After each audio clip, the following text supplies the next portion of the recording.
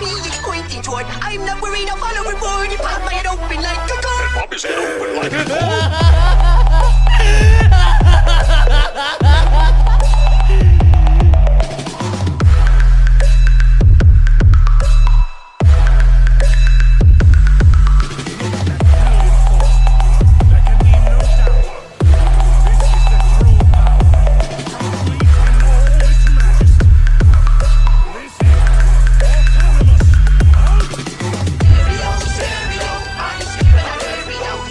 इस एपिसोड के स्टार्टिंग में हम देखते हैं ग्रैंड प्रिस्ट को जो बारडॉग की विश ग्रांट कर रहे होते हैं।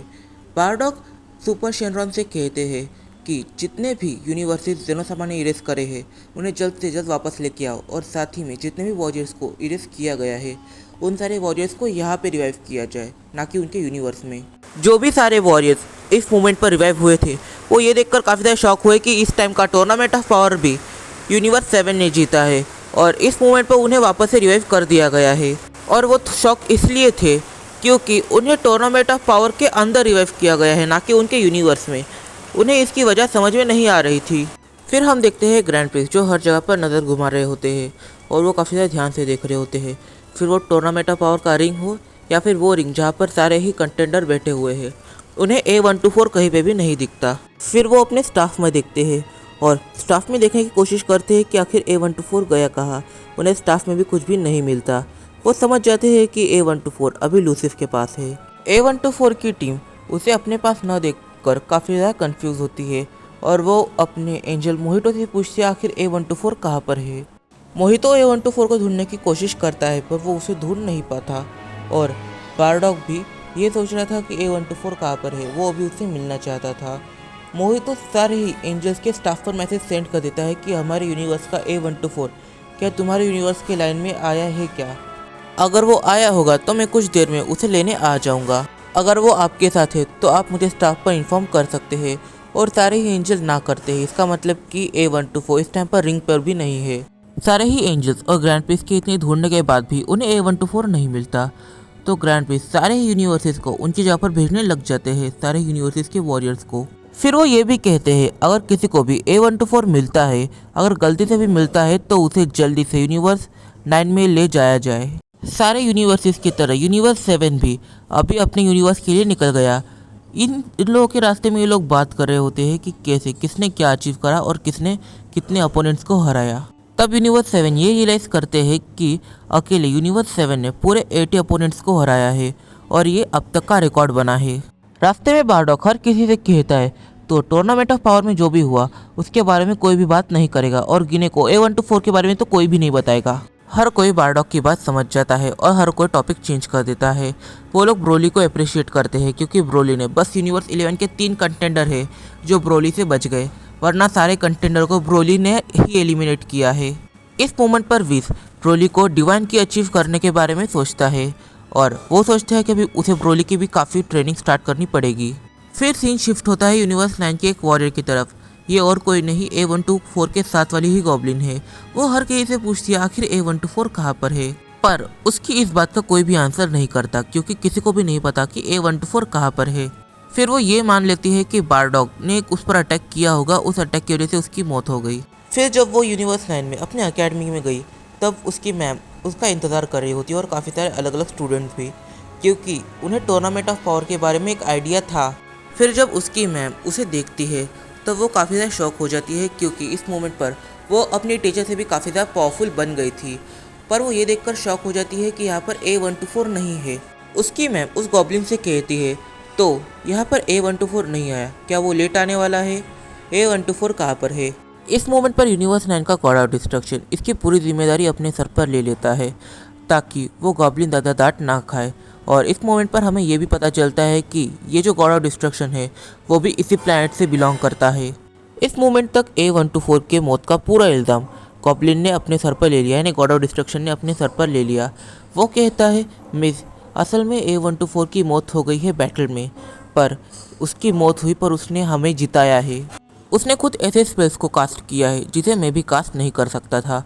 वाकई में उसमें काफ़ी ज़्यादा पावर थी उसकी एज के हिसाब से देखा जाए तो, और उसने बैटल के बीच में काफ़ी कुछ अचीव भी कर लिया था। गॉड ऑफ डिस्ट्रक्शन की ये बात सुनकर काफ़ी सारे डेवियंट्स नाराज़ हो जाते हैं क्योंकि सारे डेवियंस के लिए A124 बिल्कुल उनकी तरह ही था। इसकी वजह से वो उन्हें काफ़ी सारी चीज़ें कहते हैं। वो कहते हैं कि हमने उसे आपके भरोसे छोड़ा था, पर आप उसे संभाल नहीं पाए। गॉड ऑफ डिस्ट्रक्शन को सारे ही डेवियंस से माफ़ी मांगनी पड़ जाती है और सारे ही डेवियंस उसे माफ़ कर भी कर देते हैं। तभी एक गॉब्लिन हर किसी से कहती है, देखो A124 तो नहीं आया, पर मायरा तो आई है, तो हमें उससे भी बात करनी चाहिए। और A124 ने जो किया है वो हम नहीं भूल सकते। तो क्यों ना हम अपने अकेडमी के ठीक बीचों बीच उसका बड़ा सा पुतला बना दे। कैसा रहेगा ये? हम लोग इसे ट्रिब्यूट देने के लिए कर सकते हैं और हमारी आने वाली जनरेशन्स भी उसे याद रख पाएगी कि आखिर उसने हमारे लिए क्या किया है। इस मोमेंट पर वो टीचर अपने स्टूडेंट की ये बात सुनकर थोड़ा सा शांत होती है और कहती है, तुम बिल्कुल सही कह रही हो। फिर वो मायरा से बात करने लग जाती है, यानी कि उस फीमेल गॉब्लिन का नाम मायरा है। वो मायरा से कहती है, तो बैटल में क्या क्या हुआ तुम मुझे बताओगी, पर पहले हमें ये काम ज़रूर से कर लेना चाहिए। एक मूर्ति बनानी चाहिए, या फिर हम लोग उसके लिए कोई लाइब्रेरी बना सकते हैं, क्योंकि उसे किताबें पढ़ना काफ़ी ज़्यादा पसंद था। फिर मायरा अपनी टीचर और बाकी स्टूडेंट्स को बैटल के बारे में एक छोटा सा आइडिया देती है। वो कहती है कि लास्ट तक बस 2 ही जन रहे, मैं और A124, बाकी सारे ही जल्दी एलिमिनेट हो गए थे। तो बैटल का पूरा भार हम दोनों पर आ गया था। हम दोनों ही थे जो हमारे यूनिवर्स को डिफेंड कर पा रहे थे। पर एक मोमेंट ऐसा आया जब मेरी भी हालत मौत जैसी हो गई थी। मेरी भी मौत हो ही जाती उस बैटल में, पर गॉड ऑफ डिस्ट्रक्शन ने मुझे पूरी तरह से हील किया, तो मैं आज आपके आगे ज़िंदा हूँ। पर ये सीन A124 के साथ नहीं हो पाया। वो कहाँ पर है कोई भी नहीं जानता। और साथ ही में काफ़ी ज़्यादा अजीब चीज़ें उसके साथ हो रही थी बैटल में। जैसे कि बैटल के बीच में जैसे कि मैं थोड़ी देर के लिए बच गई, मैंने देखा कि A124 पूरी तरह से पागल हो गया है। वो हर किसी के ऊपर अटैक कर रहा है। वो ये नहीं देख रहा कि आसपास कौन है, और वो काफ़ी सारे एनिमीज़ को ऐसे ही एलिमिनेट कर देता है। और वो अचानक से ट्रांसफॉर्म भी हो जाता है, जो काफ़ी ज़्यादा वियर्ड लगा मुझे। फिर मायरा आगे बताती है कि जब वो ट्रांसफॉर्म हुआ तो वो काफ़ी हद तक किसी डीमन की तरह लग रहा था। उसका एक सींग निकल आया था और वो काफ़ी ज़्यादा डेंजरस लग रहा था। ऐसा लग रहा था कि उससे ज़्यादा पावरफुल कोई नहीं, और वाकई में यही सीन हो रहा था। उससे काफ़ी बड़े बड़े वॉरियर डर रहे थे। उसने काफ़ी बड़े बड़े वॉरियर्स को एलिमिनेट भी किया और काफ़ी बड़े बड़े वॉरियर्स को एलिमिनेट करता करता बच गया। उसकी पावर्स पहले से 50 टाइम्स और भी ज़्यादा बढ़ गई, और इस मोमेंट पे उसे कोई भी ईजिली डिफीट बिल्कुल भी नहीं कर पा रहा था। फिर सीन शिफ्ट होता है यूनिवर्स 7 की ओर। हम देखते हैं कि अल्ट्रा गोजिटा अभी फ्रीदा को मारना चाहता है, क्योंकि वो नहीं चाहता कि फ्रीदा फिर से ऐसा कुछ कर दे जो उसे तकलीफ दे। इसकी वजह से अल्ट्रा गोजिटा इस टाइम फ्रीदा को मार के ही रहेगा, और उसने फ्रीदा की मरने जैसी हालत कर भी दी है। फिर हम काफ़ी ज़्यादा पावरफुल फ्यूजन वॉरियर को देखते हैं, जो गोजिटा से कहता है, वाह मेरे बेटे, तुमने आखिर इसे घुटने पर ला ही दिया। आप जल्दी से इसे ख़त्म कर दो और हम लोग अपने प्लैनेट की ओर निकल जाएंगे। ये और कोई नहीं, बारडॉक और किंग वेजिटा का फ्यूजन होता है। असल में थोड़ी देर पहले बीरस के साथ बैटल करके आ रहे हैं, और बीरस के साथ इनकी बैटल जैसे खत्म हुई वैसे ही सबसे पहला शिकार इनका बना फ्रीदा। फिर हम देखते हैं कुछ गॉड ऑफ डिस्ट्रक्शन को, जो A124 की वजह से वाकई में काफ़ी ज़्यादा तंग आ गए थे, क्योंकि उनके यूनिवर्स को सबसे ज़्यादा तकलीफ A124 ने दी थी। और बैलमॉथ ये सोच रहा था कि ब्रोली इस कैरेक्टर की हम क्या ही तारीफ़ कर सकते हैं, और ये लोग चाहते थे कि वो A124 को तो इरेज कर ही दे कम से कम। अगर वो गलती से भी इनके यूनिवर्स में मिल जाता है तो A124 को ये लोग इरेज कर देंगे। फिर सीन शिफ्ट होता है यूनिवर्स 7 की ओर। हम देखते हैं कि रेडिट्स ने अपनी न्यू लाइफ को स्टार्ट कर दिया है। उसे एक लड़की पसंद आई, उसने शादी कर ली। अब वो फ्यूचर उसके साथ डिसाइड करेगा। फिर जब किंग वेजिटा अपने घर पहुंच जाता है, तब उसकी मुलाकात होती है क्वीन कियारा से। क्वीन कियारा किंग वेजिटा से पूछता है कि टूर्नामेंट ऑफ पावर में क्या क्या हुआ, और वो कहती है कि मुझे तुम्हारी पूरी कहानी जाननी है टूर्नामेंट ऑफ पावर की। फिर किंग वेजिटा उसे सारी चीज़ें बताने लग जाता है, और बातों बातों में वो A124 को भी रिवील कर देता है। क्वीन कियारा कहती है, हाँ बारडॉक का वो लॉस्ट सन ना, जिसके बारे में बारडॉक काफ़ी ज़्यादा चिंता करता रहा था, और वो काफ़ी बार मिशन में गया था और मिशन से लेट आया था क्योंकि वो अपने बेटे को ढूंढने गया था। फिर क्वीन कियारा किंग वेजिटा से पूछती है, आखिर क्या ये बात गिने जानती है, और व्हाट इफ़ अगर मैं गिने को बता दूँ। किंग वेजिटा कहता है, प्लीज़ ऐसा मत करना, क्योंकि बारडॉक ने मुझसे कह के रखा है कि इसके बारे में किसी को भी पता नहीं चलना चाहिए। फिर सीन शिफ्ट होता है गोकू के घर पर। हम देखते हैं गोकू और रेडिट्स दोनों जगह पर बैठे होते हैं। वो दोनों काफ़ी सारी अलग अलग चीज़ें बात कर रहे होते हैं। तभी रेडिट्स कहता है, तो कैकेरॉट मुझे भी ट्रेनिंग करनी है, पर इन कामों की वजह से मैं ट्रेनिंग नहीं कर पा रहा हूँ। गोकू ये बात जैसे ही सुनता है, वो सबसे पहली चीज़ करता है कि वो कामों को बांट लेता है। 6 महीने गोकू काम करेगा, मतलब खेती बाड़ी 6 महीने गोकू करेगा, फिर 6 महीने रेडिट्स खेतीबाड़ी करेगा। ऐसे काम बांट लेने से दोनों 6-6 महीना ट्रेनिंग कर पाएंगे। अभी तक हम लोग काफ़ी ज़्यादा हैप्पी साइड देख रहे थे। यहाँ पर A124 की मरने का किसी को भी गम नहीं है। इनफैक्ट हर किसी को उसके लिए रिस्पेक्ट जाग उठा है और सिर्फ एक ही बंदा है जो दुख में है, वो है बारडॉग। अभी सीन शिफ्ट होता है लूसिफ की ओर। हम देखते हैं लूसिफ को जो अभी अपने वेसल यानी कि A124 को देख रहा होता है, जिसे थोड़ी देर पहले वो लेके आया है। उसने उसकी पूरी की को मल्टीवर्स से मैनेज कर दिया है और उसे मल्टीवर्स से तोड़ दिया है। इसका मतलब कि अब जेनो चाह कर भी A124 को इरेज नहीं कर सकता और ग्रैंड प्रीस्ट और बाकी एंजल्स चाह कर भी A124 को ट्रैक नहीं कर सकते। फिर हम देखते हैं मेफिस्टो को जो लूसिफ के साथ बैठा हुआ था। मेफिस्टो कहता है, तो जो हमारी डील हुई थी, अब तुम वो डील को पूरा करने वाले हो या नहीं। असल में मेफिस्टो ने ऐसी चीज़ करी थी जो लूसिफ नहीं कर सकता था। असल में मेफिस्टो के पास एक ऐसी पावर है जो काफ़ी ज़्यादा डेंजरस है। मेफिस्टो बिलो रेल्म में जा सकता है और वहाँ से कोई भी चीज़ लेके आ सकता है। यही एक रीज़न है कि जब सारी चीज़ें रिवाइव हो रही थी तब A124 रिवाइव नहीं हुआ, क्योंकि मेफिस्टो A124 को लेकर सीधा लूसिफ के पास आ गया था। इसकी वजह से उसकी जो बॉडी है वो बिलो रेल्म में ना होकर डीमन रेल्म में होती है, जिसे सुपर शेरॉन भी फुलफिल नहीं कर पाता। लूसिफ जैसे मेफिस्टो की ये बात सुनता है, लूसिफ कहते हैं, हाँ मैं तुम्हारी इस विश को ज़रूर से पूरा करूँगा, पहले मुझे मेरा काम करने दो, उसके बाद ही तुम्हें तुम्हारा गिफ्ट मिलेगा। असल में लूसिफ A124 को पूरी तरह से पोजेस करना चाहता था।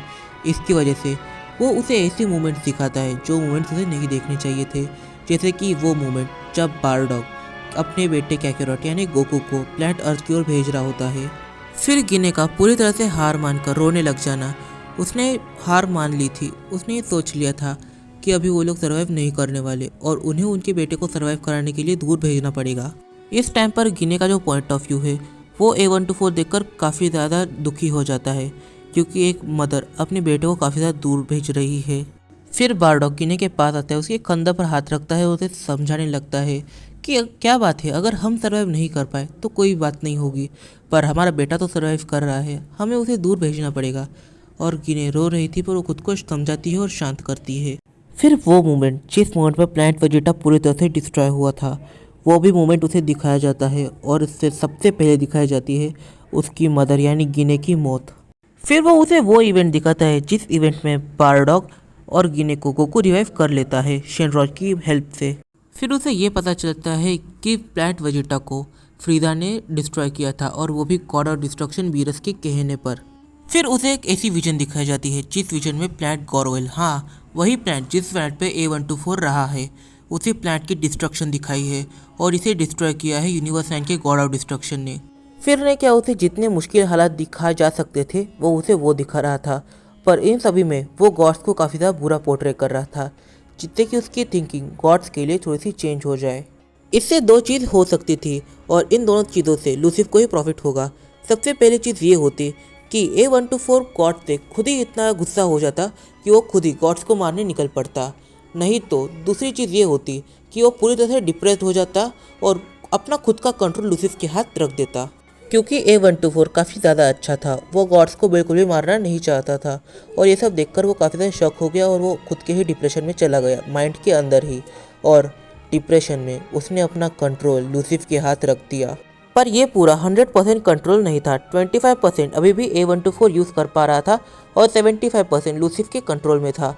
A124 लूसिफ से कहता है, तुम मेरी बॉडी के साथ जो करना चाहे कर सकते हो, पर मेरी फैमिली को, मेरे मॉम डैड और मेरे भाई को कुछ भी नहीं होना चाहिए।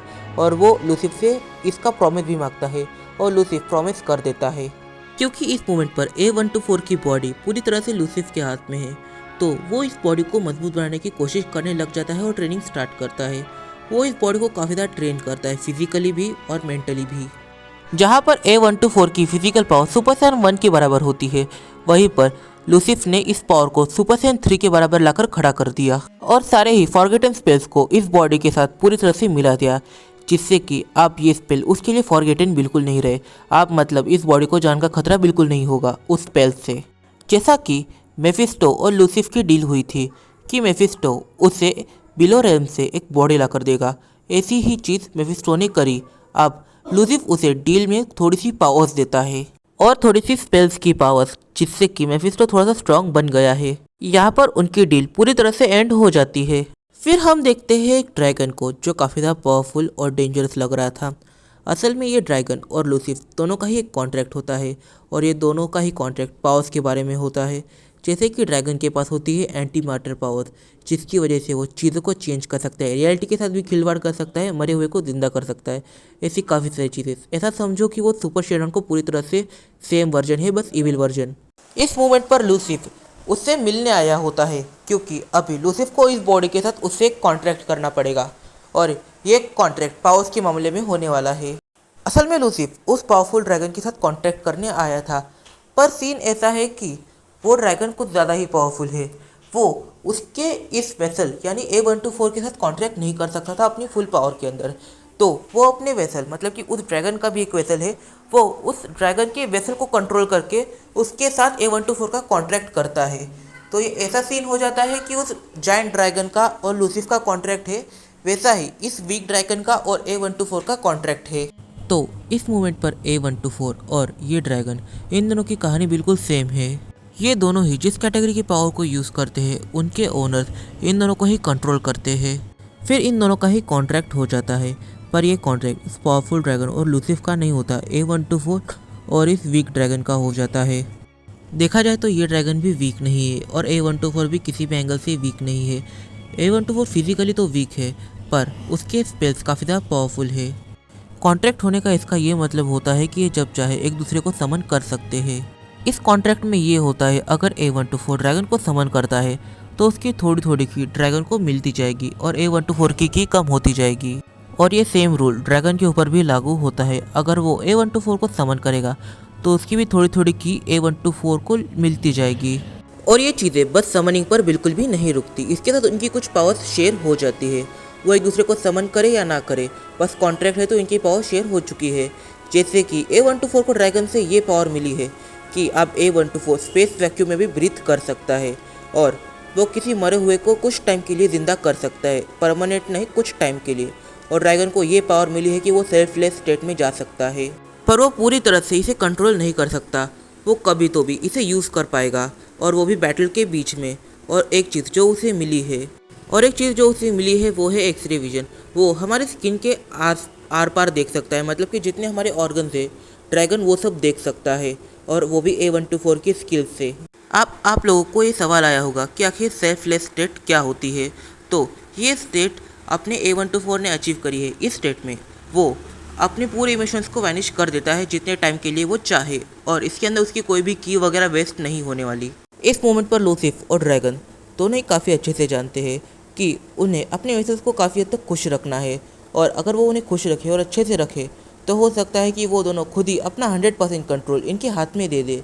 इसकी वजह से वो इन्हें काफ़ी ऐसा टाइम देते हैं जिस टाइम में वो लोग इन्हें फ्री करते हैं। जैसे ही लूसिफ A124 को थोड़ी देर के लिए फ्री करता है, A124 ये देखता है कि उसके आगे काफ़ी बड़ा ड्रैगन है और इसके बारे में A124 को कोई भी आइडिया नहीं होता। वो ड्रैगन भी A124 को देखकर काफ़ी ज़्यादा शॉक हो जाता है। फिर वो ये सेंस करता है कि A124 की और उसकी पावर्स काफ़ी हद तक सिमिलर है और उसे कुछ नई पावर्स मिली है। ड्रैगन समझ जाता है कि अभी इन दोनों का जो ये है, क्या बोलते हैं अपन, कॉन्ट्रैक्ट है, वो हो चुका है और उसकी काफ़ी सारी पावर्स ड्रैगन को मिली है और ड्रैगन की काफ़ी सारी पावर A124 को मिली है। A124 को कुछ भी समझ नहीं आ रहा था और उसका सिर थोड़ा सा दर्द हो रहा था, तो ड्रैगन उसे शांत कराता है, उसे ज़रा काम कराता है और उसे बताता है कि उनका भी कॉन्ट्रैक्ट हो चुका है और कॉन्ट्रैक्ट में क्या क्या चीज़ें उसे मिली है वो भी बताता है, जिससे कि ड्रैगन को ये लगता है कि उसका प्रॉफिट नहीं हुआ पर A124 का अच्छे से प्रॉफिट हुआ, और A124 को ऐसा लगता है कि उसका प्रॉफिट नहीं हुआ पर ड्रैगन का प्रॉफिट हुआ, पर प्रॉफिट इन दोनों का ही हुआ है। तो फिर ड्रैगन उसे बताता है कि उसके बॉडी पर बस 25% कंट्रोल है, और ये 25% कंट्रोल भी तब आता है जब लूसिफ पूरी तरह से सो जाता है और तुम्हारी बॉडी भी काफ़ी ज़्यादा थकी हुई होती है।